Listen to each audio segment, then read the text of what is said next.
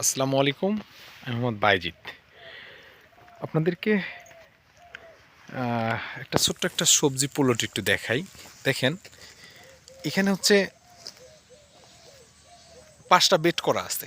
একটা সবজি প্লটের ৫টা বেড। তো একটা সবজি প্লটে ৫টা বেড করে সবজি চাষ করলে সুবিধাটা কি দেখেন। এক প্লটে কিন্তু উনি আলু বুনছে। আর একটা হচ্ছে উনি রোপণ করছে হচ্ছে শালগম, যেটা এটা রোপণ করছে। আর একটা হচ্ছে উনি মূলা লাগাইছে।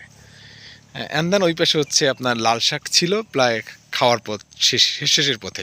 ওই পাশেও কিছু উনি মূলা লাগাইছে। তো এখানে ৫টা বেডে আসলে সবজি চাষের একটা সুবিধা হচ্ছে, আপনি ৫টা বেডে ৫ ধরনের সবজি চাষ করলেন। তো একটা ছোট্ট ফ্যামিলির জন্য, বিশেষ করে হচ্ছে যারা ছোট্ট ফ্যামিলি আছে, উঠানে একটু পতিত জমি আছে, সেখানে আপনার এরকম ৫টা বেডে ৫ ধরনের যদি সবজি আপনারা রোপণ করেন, সেক্ষেত্রে হচ্ছে আপনি এক একটা আইটেমের সবজি এক এক সময় পেলেন। তো এটার মাধ্যম হচ্ছে কি, একটা পারিবারিক কিন্তু পুষ্টির ক্ষেত্রে একটা ভালো একটা যোগান আমি আশা করি এটা দিয়ে পাবেন আপনারা।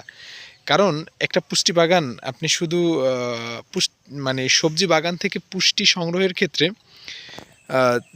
যদি আপনি চিন্তা করেন, সেক্ষেত্রে আপনি ৫ আইটেমের সবজি পাবেন। আর যেটা হচ্ছে আপনি এক জায়গায় কতগুলো বীজ ফালাই দিলেন, সেই জায়গা থেকে কিছু সবজি আসলো, কিন্তু এটার চেয়ে যদি ৫ বেডে আপনারা সবজি করেন, সেক্ষেত্রে আপনারা বেশি বেনিফিটেড হবেন। আশা করি আপনারা আপনাদের পতিত জমিতে এরকম আপনারা ৫ বেড করে সবজি চাষ করবেন এবং সেখান থেকে আপনারা আসলে সুফল পাবেন। ঠিক আছে, এই প্রত্যাশায় শেষ করলাম।